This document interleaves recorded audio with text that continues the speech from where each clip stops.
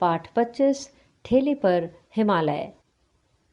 ठेले पर हिमालय खासा दिलचस्प शीर्षक है ना। और यकीन कीजिए इसे बिल्कुल ढूंढना नहीं पड़ा, बैठे बिठाए मिल गया। अभी कल की बात है, मैं एक पान की दुकान पर अपने अल्मोड़ा वासी मित्र के साथ खड़ा था कि तभी ठेले पर बर्फ की सिले लादे हुए बर्फ वाला आया। ठंडी चिकनी चमकती बर्फ से भाप उड़ रही थी। वे क्षण भर उस बर्फ को देखते रहे, उड़ती हुई भाप में खोए रहे और खोए खोए से ही बोले, यही बर्फ तो हिमालय की शोभा है। और तत्काल शीर्षक मेरे मन में कौंध गया, ठेले पर हिमालय। सच तो यह है कि सिर्फ बर्फ को बहुत निकट से देख पाने के लिए ही हम लोग कौसानी गए थे। नैनीताल से रानीखेत और रानीखेत से मझकाली के भयानक मोड़ों को पार करते हुए कोसी। कोसी से एक सड़क अल्मोड़े चली जाती है, दूसरी कौसानी। कितना कष्टप्रद, कितना सूखा और कितना कुरूप है वह रास्ता। पानी का कहीं नाम निशान नहीं, सूखे भूरे पहाड़, हरियाली का नाम नहीं, ढालों को काटकर बनाए हुए टेढ़े मेढ़े रास्ते। कोसी पहुंचे तो सभी के चेहरे पीले पड़ चुके थे। कोसी से बस चली तो रास्ते का सारा दृश्य बदल गया। सुडौल पत्थरों पर कल कल करती हुई कोसी, किनारे के छोटे छोटे सुंदर गांव और हरे मखमली खेत। कितनी सुंदर है सोमेश्वर की घाटी, हरी भरी। एक के बाद एक बस स्टैंड पड़ते थे, छोटे छोटे पहाड़ी डाकखाने, चाय की दुकानें और कभी कभी कोसी या उसमें गिरने वाले नदी नालों पर बने हुए पुल। कहीं कहीं सड़क निर्जन चीड़ के जंगलों से गुजरती थी। सोमेश्वर की घाटी के उत्तर में जो ऊंची पर्वतमाला है, उस पर बिल्कुल शिखर पर कौसानी बसा हुआ है। कौसानी से दूसरी ओर फिर ढाल शुरू हो जाती है। कौसानी के अड्डे पर जाकर बस रुकी। छोटा सा बिल्कुल उजड़ा सा गांव, और बर्फ का तो कहीं नाम निशान नहीं। ऐसा लगा जैसे हम ठगे गए। बस से उतरते समय मैं बहुत खिन्न था। बस से उतरा ही था कि वहां पत्थर की मूर्ति सा स्तब्ध खड़ा रह गया। कितना अपार सौंदर्य बिखरा था सामने की घाटी में। पर्वतमाला ने अपने अंचल में ये जो कत्यूर की रंग बिरंगी घाटी छिपा रखी है, इसमें किन्नर और यक्ष ही तो वास करते होंगे। 50 मील चौड़ी यह घाटी, हरे मखमली कालीनों जैसी खेत, सुंदर गेरू की शिलाएं काटकर बने हुए लाल लाल रास्ते, जिनके किनारे सफेद सफेद पत्थरों की कतार और इधर उधर से आकर आपस में उलझ जाने वाली बेलों की लड़ियों सी नदियां। मन में बेसाख्ता यही आया कि इन बेलों की लड़ियों को उठाकर कलाई में लपेट लूं, आंखों से लगा लूं। अकस्मात हम एक दूसरे ही लोक में चले आए थे।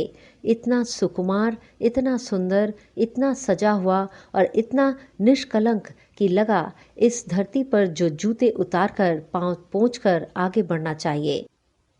धीरे धीरे मेरी निगाह ने इस घाटी को पार किया, और जहां ये हरे खेत, नदियां और वन क्षितिज के धुंधलेपन में नीले कोहरे में घुल जाते थे, वहां पर कुछ छोटे पर्वतों का आभास अनुभव किया। उसके बाद बादल थे और फिर कुछ नहीं। कुछ देर उन बादलों में निगाह भटकती रही कि अकस्मात फिर एक हल्का सा विस्मय का धक्का मन को लगा। इन धीरे धीरे खिसकते हुए बादलों में ये कौन चीज है जो अटल है? यह छोटा सा बादल के टुकड़े सा, और कैसा अजब रंग है इसका। न सफेद, न रूपहला, न हल्का नीला, पर तीनों का आभास देता हुआ। यह है क्या? बर्फ तो नहीं है? हाँ जी, बर्फ नहीं है तो क्या है? और बिजली सा यह विचार मन में कौंधा कि इसी घाटी के पार वह नगाधिराज पर्वत सम्राट हिमालय है। इन बादलों ने उसे ढांप रखा है। वैसे वह जो सामने है, उसका एक कोई छोटा सा बाल स्वभाव वाला शिखर बादलों की खिड़की से झांक रहा है। मैं हर्षातिरेक से चीख उठा, बर्फ, वह देखो। शुक्ल जी, सेन और अन्य सभी ने देखा, पर अचानक वह फिर लुप्त हो गया। लगा उसे बाल शिखर जान किसी ने अंदर खींच लिया। खिड़की से झांक रहा है, कहीं गिर न पड़े। पर उस एक क्षण के हिम दर्शन ने हम में जाने क्या भर दिया था। सारी खिन्नता, निराशा और थकावट सब छूमंतर हो गई। हम सब व्याकुल हो उठे। अभी ये बादल छट जाएंगे और फिर हिमालय हमारे सामने खड़ा होगा, निरावृत। असीम सौंदर्य राशि हमारे सामने अभी अभी अपना घूंघट धीरे से खिसका देगी। और तब और तब सचमुच मेरा दिल बुरी तरह धड़क रहा था। डाक बंगले के खान सामे ने बताया कि आप लोग खुशकिस्मत हैं साहब। आपसे पहले 14 टूरिस्ट आए थे, हफ्ते भर पड़े रहे, बर्फ नहीं दिखी। आज तो आपके आते ही आसार खुलने के हो रहे हैं। सामान रख दिया गया, पर सभी बिना चाय पिए सामने के बरामदे में बैठे रहे और अपलक सामने देखते रहे। बादल धीरे धीरे नीचे उतर रहे थे और एक एक कर नए नए शिखरों की हिम रेखाएं अनावृत हो रही थी और फिर सब खुल गया। बाईं ओर से शुरू होकर दाईं ओर गहरे शून्य में धंसती जाती हुई हिम शिखरों की उबड़ खाबड़ रहस्यमयी रोमांचक श्रृंखला। हमारे मन में उस समय क्या भावनाएं उठ रही थी, अगर बता पाता तो ये खरोंच, यह पीर ही क्यों रह गई होती।